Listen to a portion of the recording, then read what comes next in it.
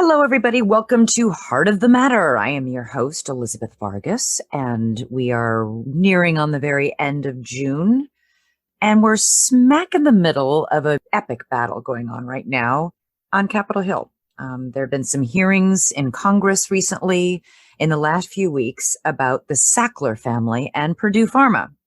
You might have missed it if you're not reading the tiny stories and newspapers, but this has been an epic battle. Every state in the country is suing Purdue Pharma and the Sacklers, some of them personally, because of the opioid crisis, trying to get money from this company and this family that has made billions and billions of dollars selling OxyContin in its various forms since the late 1990s. Many people feel like this drug and this company and this family are the tip of the spear of the opioid crisis. The United States has the highest rate of opioid overdoses in the world, and it's only gotten worse in the last year. Right now, Congress is debating something called the Sackler Act, something that would actually help let these states go forward with all these lawsuits that the Sacklers are trying to stop. And my guest today, Patrick Radden Keefe, recently testified before Congress based on all of his years of exhaustive and investigative research into the Sacklers and how they operated. And I'm really, really happy to have on the podcast today Patrick Radden Keefe to talk about the Sackler family, Purdue Pharma, and the opioid crisis that continues to ravage this country.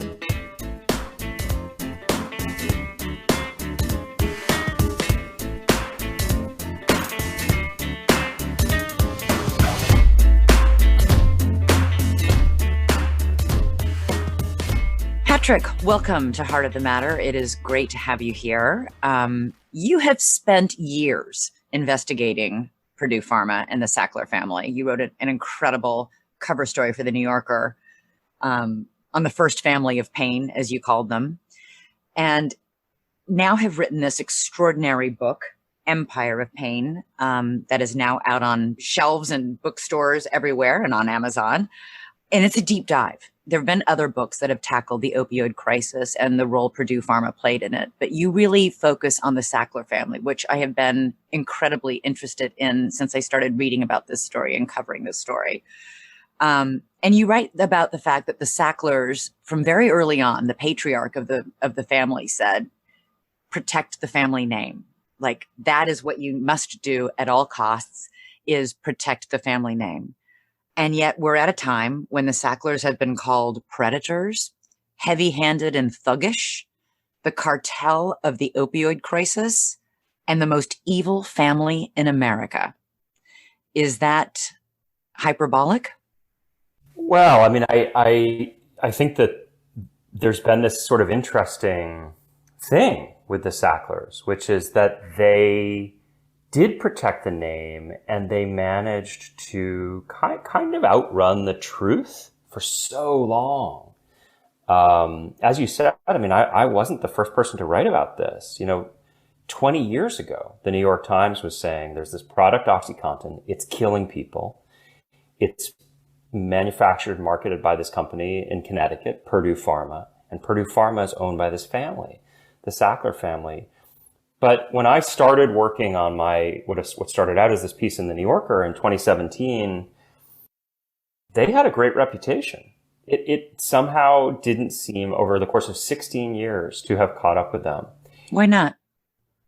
I think there are a bunch of answers to that. Some of it, I do think, is that I was able to trace, when I got into doing my book, this history going right back to the 1950s of sort of burnishing the family name, as you said, protecting the family name, kind of a family branding exercise, putting the name up on museums and universities, and always distancing the family from the source of the family's wealth. So long prior to OxyContin, the first great Sackler fortune was made actually with another addictive drug, Valium, in the 1960s. And Arthur Sackler, who designed the marketing campaign for Valium, he started giving all this money away, and people in New York knew there was this new guy in town, and he was buying art, and he was giving money, and he had a close relationship with the Met and with Columbia University. And nobody quite knew where the money came from. Hmm. And everybody knew what Valium was and knew it was the biggest blockbuster of its day, but nobody knew that Arthur Sackler was sort of the guy behind it. You called him the Don Draper of medical advertising. What did he do? Like, how did he make this money off of Valium? So he's a fascinating guy. I mean, he grew up in Brooklyn, the son of immigrants during the Great Depression, the oldest of three brothers. All three brothers went on to become doctors.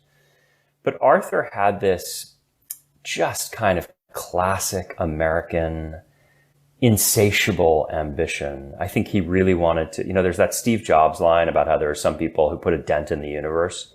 This guy put a dent in the universe. And he didn't just want to be a physician, he wanted to be in business. And he, at a certain point, started working at and then bought out and took over his own medical advertising firm.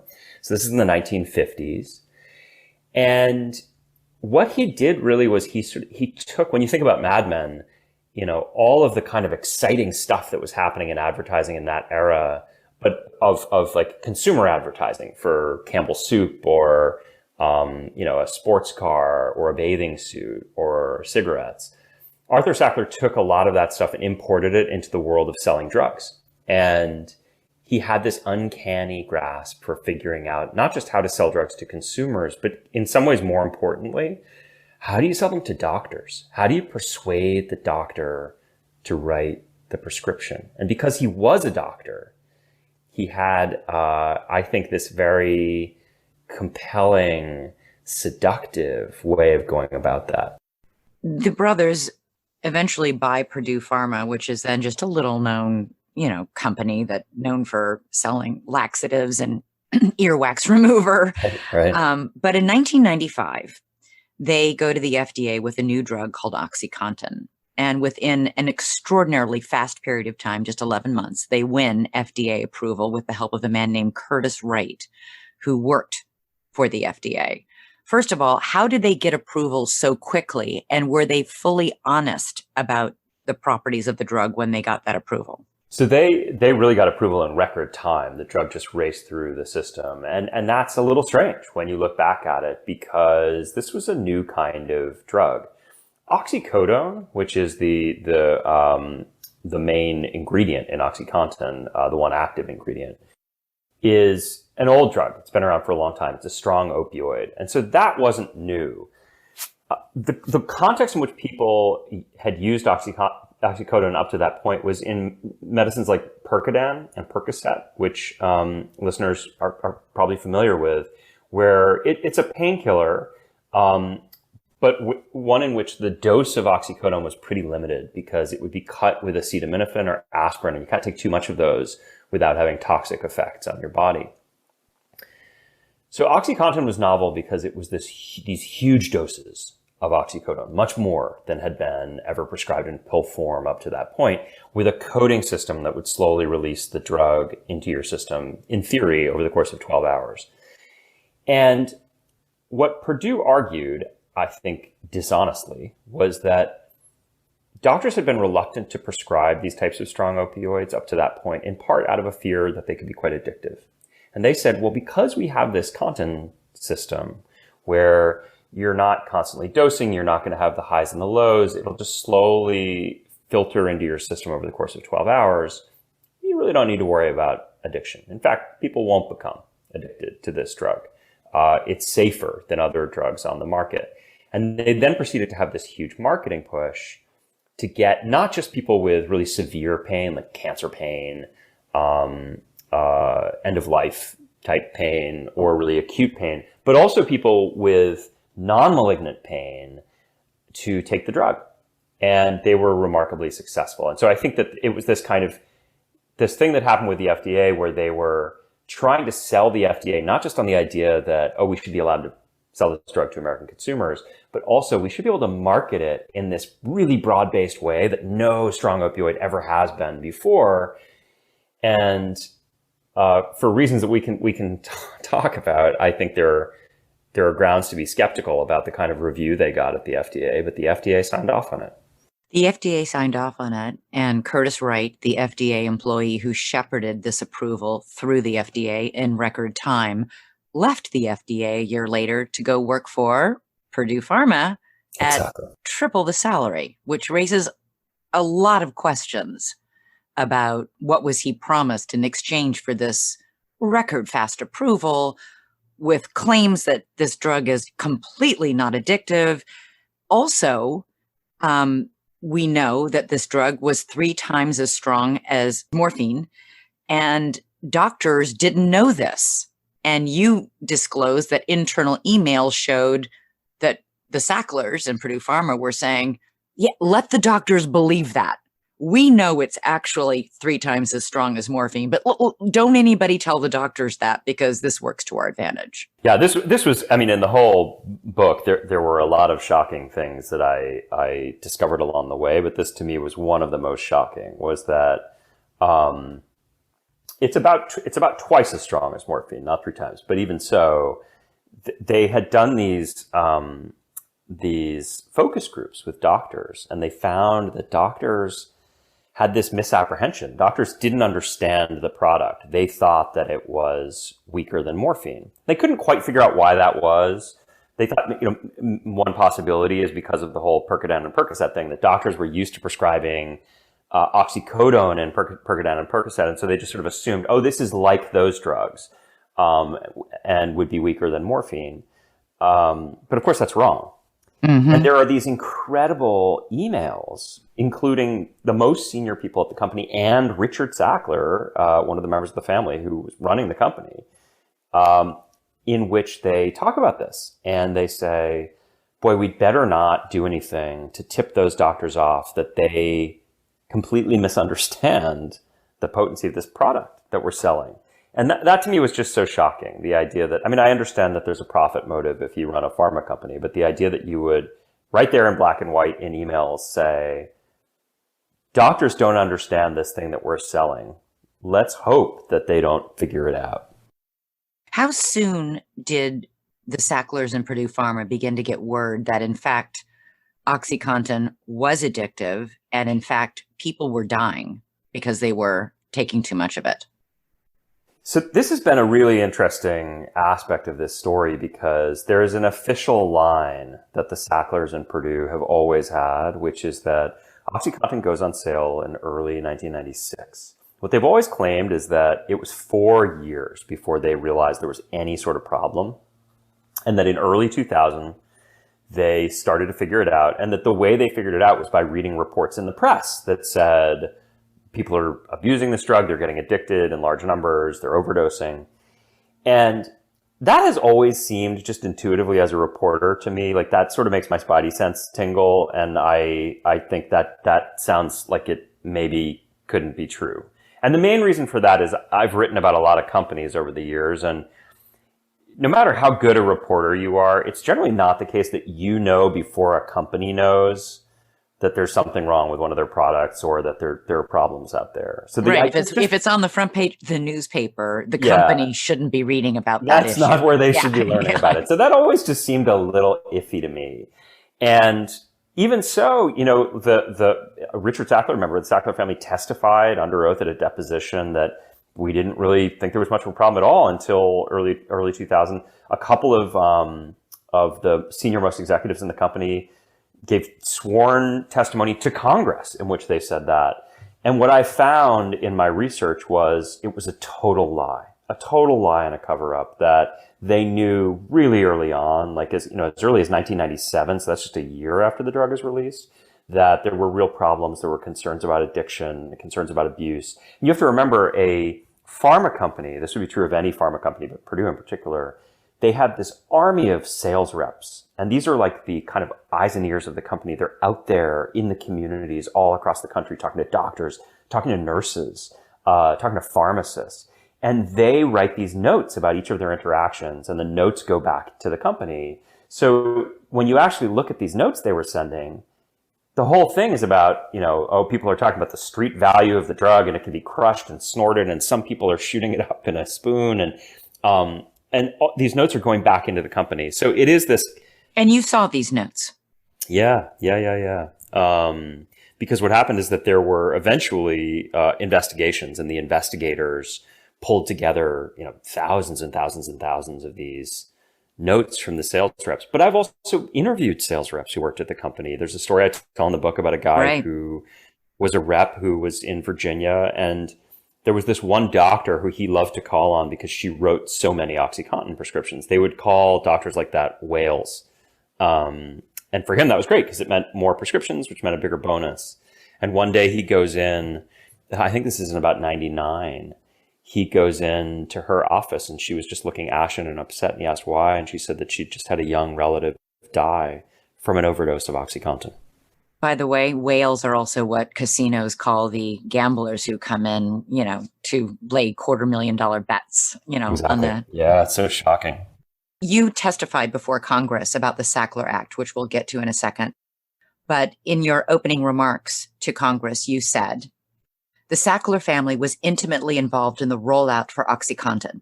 Richard Sackler said in an email that he, quote, dedicated his life to it. Kathy Sackler claimed in a deposition that she came up with the idea for the drug. When people started to die from OxyContin, the Sacklers knew. Another company or another family might have changed course after learning that a product they sold was killing people, not the Sacklers. They continue to push for more aggressive marketing. They continue to support false promotional claims about how the drug wasn't addictive. They blamed and demonized the very victims who were getting hooked on their product. Richard Sackler once described these people as, quote, the scum of the earth. That is shocking. Isn't it? Yeah. Yeah. Yeah, it's a weird thing. I do think when you look at how the opioid crisis unfolded, it's this slow moving disaster. That's the thing that's so strange, right? So 500,000 people have died, but it's taken 25 years. And for me, going back and telling this story, when you look at the whole thing, what's so strange is it's not like there weren't warnings. I mean, there were warnings all along the way, but people didn't wake up. And I think that passage you just read is pretty indicative of why. Because there was a strategy that the Sacklers had and that their company had, which, when we talk about addiction, I think it was kind of brilliant in an evil way because it played into a series of like themes and myths that we have in this country about individual responsibility and kind of pull yourself up by your bootstraps. And so what happened was when it was evident that there were real problems with the drug and people were dying and they couldn't deny it anymore. You had that 4-year period where they could kind of stick their heads in the sand and pretend they didn't know. But then eventually it becomes such a problem by 2000 that they sort of have to address it. They made this pivot where they said, the drug isn't the problem. It's the abusers. And they basically said, we told the world the drug isn't addictive, and we still stand by that. If you use it appropriately, it's not addictive. But if you're one of these people who's just an addict and you're a reckless criminal, to use another word that Richard Sackler used to describe these people, if you weren't abusing OxyContin, you might be abusing something else. And so they did this thing where they kind of, it's brilliant when you think about it, right? They said, okay, there is abuse happening, but it's not our fault. We have no responsibility for that. And I think that tapped into a lot of ideas that we happen to have in this country about addiction in particular, in a way that ended up being really effective at sort of buying time for the family and the company to keep selling the drug. How long did it take for the Sacklers and Purdue Pharma to finally admit, yes, it's addictive? Oh, they still don't. They still don't? They still don't. Yeah, they still don't. They still maintain. It's amazing because in the 90s, the sales force would go out and what they would say again and again and again is if you're a pain patient, you take it because a doctor prescribed it, you take it the way you're supposed to take it. It's addictive less than 1% of the time. And that was just a totally made up number based on, not any kind of rigorous science that they repeated again and again and again. Right. And nobody can figure out even where that figure came from, right? Well, it was, I think that, so there was this, it's crazy, but there was this letter to the New England Journal of Medicine, this very short letter describing a study that was not, it was kind of a small study in very specific circumstances. And it got repeated again and again and again. But one of the authors of this letter has come out and said, it's crazy that the pharma industry weaponized that letter as a kind of marketing strategy, right? To say, don't worry, everybody can take it. It's going to be completely fine. You won't get addicted. So what's interesting though is that almost everyone at this point, even doctors and people who were big advocates for more opioids back in the 90s, and certainly all the sales reps who I've interviewed, everybody says now, oh, that was crazy. That was just a fantasy, the idea that it's addictive only 1% of the time. The Sacklers continue to maintain that. This is in some ways a story about just the epic delusions of this family and how when you're a billionaire and you're surrounded by people whose job it is to tell you that you're right all the time, it becomes possible to, I think, just sort of take leave of reality in this way. So they continue to maintain even now that it's what they say, it's not an addiction problem. It's really a drug abuse problem. But, that gets to the heart of, the Sacklers themselves. And I've heard you say, what is the story they tell themselves? How did this family, born into such wealth and advantage, get to this place where they are in 2021 continuing to deny that this drug that everybody on both sides of the political aisle, every state, that everybody agrees helped launch. It's not solely responsible for the opioid crisis, but as you called it, it's the tip of the spear of the opioid crisis. Many people start on this drug and switch to heroin and fentanyl when they can no longer get it after they've developed an addiction to opioids. What does this family tell themselves? And I know that none of them would cooperate with you. None of them would give you an interview. In fact, they repeatedly threatened to sue you and, tailed you and did all sorts of intimidation. But you've talked to a lot of people who know them very well, have worked for them. You've examined all of their emails and internal correspondence. What do they tell themselves, Patrick? Well, it's amazing. I mean, I should say this was part of what I wanted to understand. Even though they wouldn't talk to me, I was interested in, I didn't want to tell a story with these kind of caricaturish mustache twirling villains, right? Like, I don't think they set out to create the opioid crisis, So then the question becomes, how do they see it? There's an old adage in Hollywood, among screenwriters that I always think about, which is that the villain in the movie generally doesn't think that he's the villain in the movie. He thinks he's the hero of the movie, right? And so you're trying to kind of get inside the head of someone, even somebody who's done terrible things. I think there's a lot of denial there. I think that, it's interesting. I think this is a family that became very emblematic of greed. And I think greed is a big part of the story. But I also think there was some idealism at the beginning. And an idea that they thought we're going to bring relief to all these patients in pain and we'll make billions of dollars at the same time. Yes, of course, for thousands of years, people have had to reconcile the upsides and the downsides of opioids, but we're so smart, we cracked it. We came up with this amazing way to just hack the problem and help everybody and make a ton of money and not worry about addiction. And then almost from the start, when it turned out that, you were wrong about that, there was a kind of hubris and an anger where they felt like, we're the victims here. Because we're the victims here? Yeah. How do they, in what delusional, universe do they think that they're the victims here when 500,000 people have died? No, believe me, but you see, when you read their emails, you see how out of touch they are. I mean, there's an amazing moment where Jackie Sackler, who is the wife of one of the second generation Sacklers, Mortimer, and he was on the board, very intimately involved in the company. This is just quite recently. She, her husband Mortimer, in his private emails, which I've gotten because people leaked them to me, he still talks about the quote unquote so-called opioid, or the so-called quote unquote opioid crisis. And she had this amazing thing where she was talking about how hard it's been for her family because, people have started to, think that the Sackler name is no longer a kind of a blue chip name and to vilify them. And she was talking about how her kids who are, going to be applying to private school in New York City, how are my children going to get into the private school of their choice in the fall? And she said in this email, children's lives are being destroyed.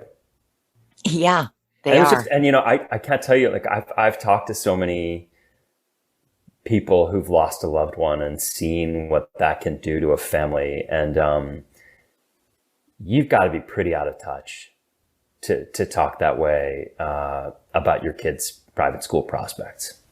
In 2007, 3 executives from Purdue pleaded guilty to 3 misdemeanors. The company paid a fine. It was called basically a traffic ticket because it was like in the overall scheme of the money that Purdue was making off of OxyContin, it was nothing. First of all, why was it 3 misdemeanors and not 3 felonies as the state of West Virginia had hoped? So that's a great question. Yeah, there were these federal prosecutors in Virginia who had been really going after Purdue hard. And there were these 3 very senior executives, and they wanted to bring felonies against the executives. And I have interviewed people who were at the Department of Justice at the time, who were involved in these discussions. And one of the things that I reveal in the book is that they go after these 3 executives, but the people they really wanted to go after were the Sacklers, the people above them. And this is the way it normally works in white-collar criminal investigations. You don't go for the CEO or the board chairman. You go for the people just beneath him. And then usually what you're hoping to do is charge that person with felonies, which means they could get jail time. And if this is some white-collar, wealthy, pampered executive, They flip. The thought of spending a night in jail, they flip. And then they turn on the people above them. And that's the classic way that they do it. So this was the plan that they had. They wanted to go after the Sacklers. They were going to get these guys to flip. And at the last minute, Purdue and the Sacklers had their lawyers intervene in the political leadership at the Justice Department. So like basically go over the heads at the Justice Department of these prosecutors. And they took the felonies off the table, which meant that it would just be misdemeanors, no jail time. So the 3 executives took the misdemeanors. And there was a lawyer for the Sacklers who said they had to take the fall to protect the family. That's what they had to do. The objective was to protect the family at all costs. And as for the fine, it was a $600 million fine. And that's to one way of looking at things, a large amount of money, but they were making over $1 billion a year selling OxyContin at this point. So there was the CFO at the time said internally, I interviewed somebody who witnessed this, said, that's nothing to us. We've had that money in the bank for years. After those guilty pleas in 2007, did the Sacklers and Purdue Pharma change their ways? Did they, do anything to change the drug? We know they reformulated it to make it, less easy to abuse. It had a special coating, which of course people promptly got around. But was there any let up on the marketing, the incredibly aggressive push to doctors and to sales reps? Nope. Okay. They doubled down on it. Yeah, they expanded the marketing push. Yeah, absolutely. So there were, I should say, they kind of paid lip service to the idea that they had cleaned up their act and they had a new corporate integrity agreement and they hired new compliance people. But the reality was that inside the company, they absolutely doubled down. They were still pushing very hard. Sales of the drug went up after that. They expanded the sales force to go out and keep marketing the drug. A lot of the dodgy stuff they had done before and gotten in trouble with, they kept going with. And in fact, we know now that, it's funny because in 2017, when I started working on this, the company said to me, all our problems were pre-2007. We've totally been on the straight and narrow since then. And just this last November, they pled guilty to a new set of felony charges for the company. And those covered behavior going back 10 years. So like even as early as 2010 and certainly in 2017, when they were telling me that they weren't breaking the law anymore, they were breaking the law. They were breaking the law, and your emails that you were able to examine, the internal emails from the company, show they knew that. It isn't like, we had no idea. They knew. Yeah. You've got a, look, some of this stuff, it's funny. There are all these instances in which they're in the emails. They're not saying like, let's go out and commit a crime. there are emails where, I'll give you an example. There's a pain clinic in LA, which is run by this pretty unscrupulous woman. And there's a whole strategy where like homeless people are picked up on Skid Row in vans. They're brought to the pain clinic. The pain doctor writes them prescriptions. They go to a pharmacy and fill the prescriptions. All of that OxyContin is bundled and then sold on the black market. A Purdue sales rep goes in to the doctor's office and looks around and writes a memo saying, this looks like, there's like gang members around. It looks really sketchy. Shouldn't we inform the DEA? And the compliance guy back at headquarters, who's a former DEA agent, writes back and says, we won't do anything about that right now. They don't end up reporting the place. They sell over 1 million pills that are prescribed through this particular place. And eventually, the doctor's office is shut down, but it's shut down by the authorities because they got reports from outside. So this happens again and again and again and again and again. And in the emails you see, even sometimes their own sales reps saying, there's a case in Massachusetts about a doctor where the sales rep writes and says, I went to the doctor's office or pain clinic.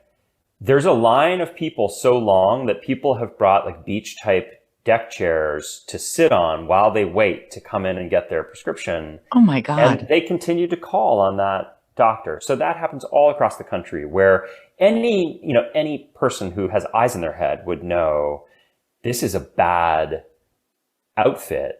But the company continued to call on them. And the reason there, it's funny, they would talk about the black market. But of course, the pills themselves are sold by the company. Do you know what I mean? Like if the pills end up on the black market, the company still makes the money. So you mentioned the reformulation that happens in 2010. They reformulate the drug to make it harder to tamper with. And sales of the biggest pill, the Oxy 80, dropped by 25% nationwide. So what does that tell you? About that they were abusing them. Absolutely. And that 25% of the market for their biggest dose up to 2010 was people who were crushing these pills. And for people who may think, well, yes, but that doesn't mean the Sacklers knew that this was going on. The Sacklers might not have known about the line outside where people with deck chairs waiting for their chance to go in and buy a bunch of Oxy. The internal emails show, in fact, the Sacklers were intimately involved. We even have complaints from some sales reps saying, please don't let Richard Sackler, come on my sales call with me. And can you please keep him away from, like, they were so intimately involved in the running of Purdue Pharma that people were complaining about it. Yeah, totally. I mean, this has been one of the things that's so fascinating about their defenses. So they say now, oh, we never really had much to do with that company. Yes, we owned it. And of course we dominated the board, but really it's a pretty arm's length thing. And, we would get board resolutions and we would vote, but that's pretty much it. And the thing is, that's so hard to square with the paper trail where you see all of this just crazy intervention by the family, by the board. There's emails from 2 different CEOs of the company saying, I'm trying to do my job here and be the CEO, and the Sacklers aren't letting me because they keep intervening. There's a third CEO of the company who described the board of the company, which is dominated by the Sacklers, as the de facto CEO. So there's a CEO who literally is acknowledging, I'm a figurehead here maybe, but I'm not really practically speaking, the CEO. So this was a family that was calling the shots at the company. And yet, we are now at a point where we have every state in the country suing Purdue Pharma and often the Sacklers. They have now pled guilty, as you just pointed out, a second time to 3 felonies in 2020.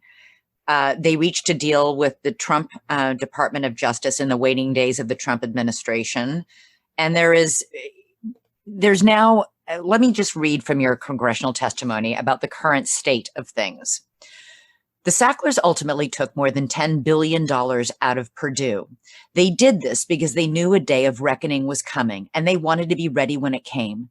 So in 2019, when the family had effectively looted its own company, the Sacklers said, too bad about all those lawsuits. The company's got no money left. We're kicking it into bankruptcy. When Purdue filed for Chapter 11, all that litigation was put on hold so the businesses could be restructured and hundreds of thousands of creditors could fight over the scraps. What they're hoping is that this federal bankruptcy judge in New York will give them a sweeping grant of immunity from any and all civil lawsuits related to the opioid crisis. And the Sacklers are ready to sacrifice the company to do it, protect the family name at all costs.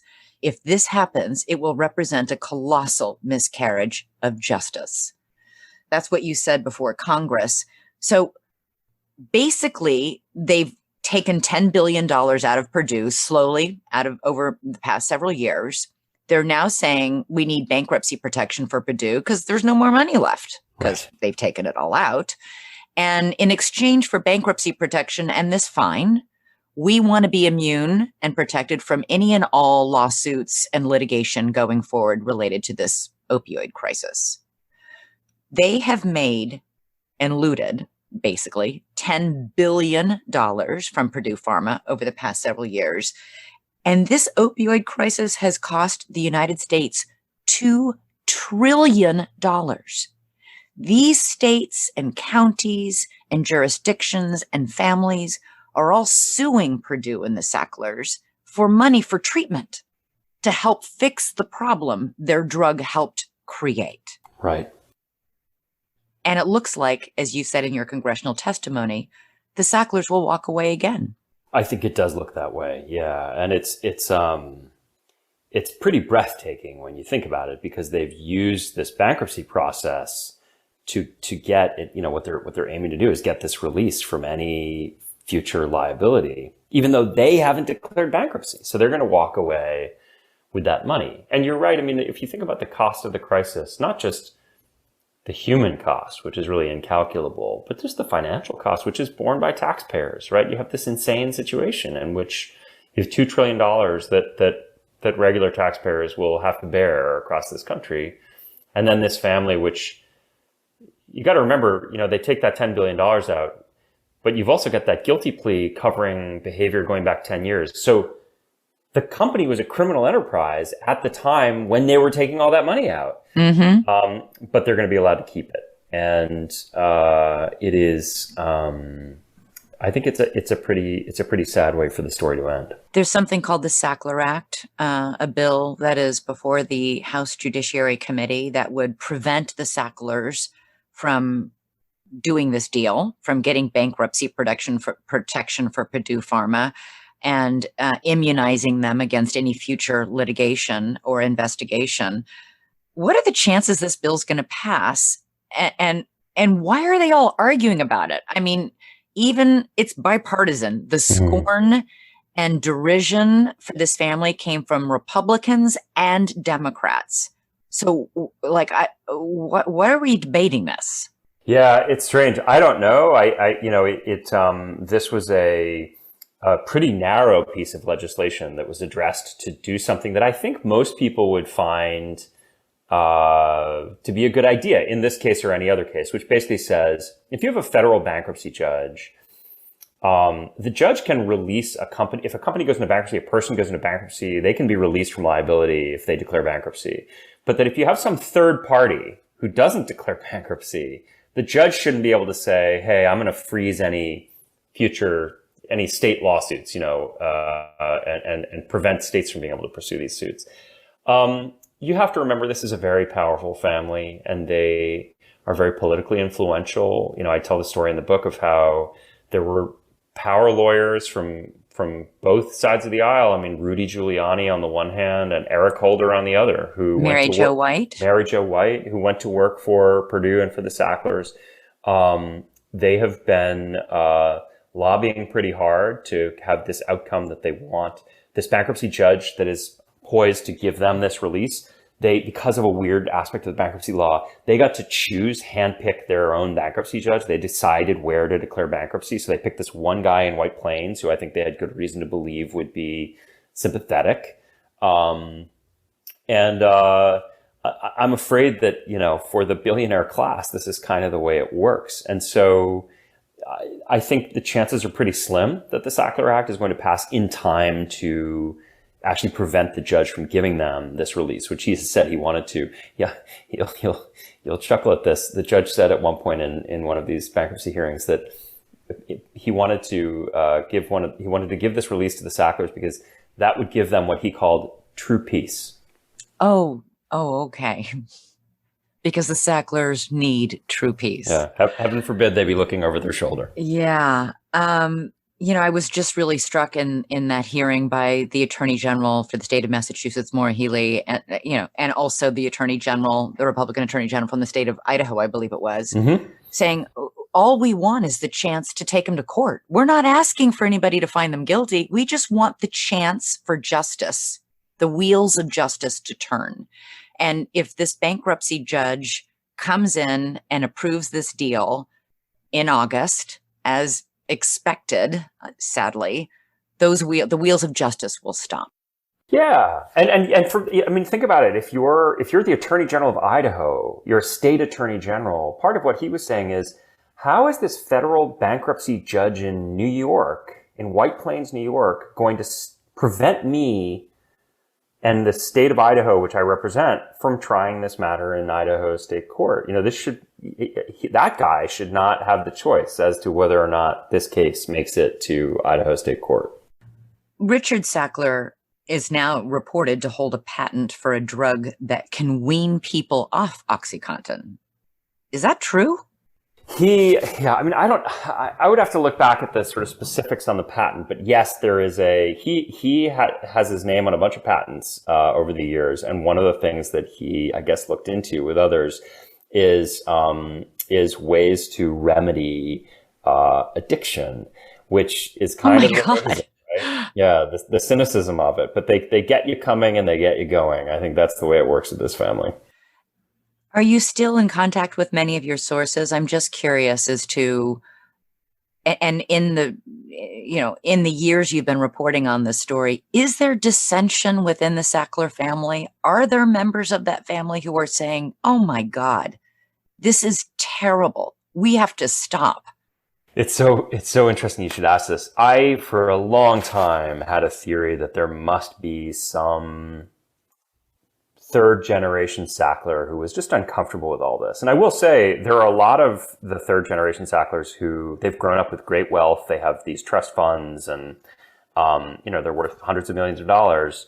But they're not involved in the family business. And I think for some of them, there's a sense in which they sort of say, I didn't serve on the board of the company, so it has nothing to do with me. There was actually an interview in the Hollywood Reporter with one of the third generation Sacklers. He's a film financier. He has his own film fund. This is a guy who's, probably in his 30s. And the money is like clearly OxyContin money, right? It's not that he went out and made money independently, but he was interviewed and he said, oh, that whole OxyContin proof, all that has nothing to do with me.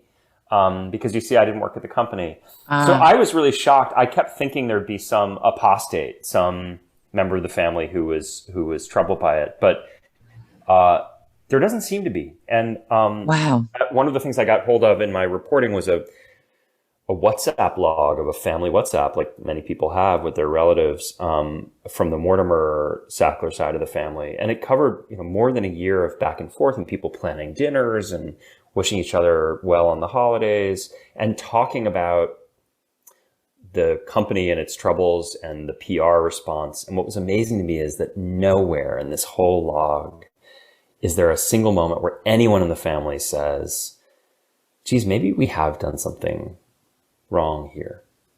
Wow. How much are the Sacklers worth?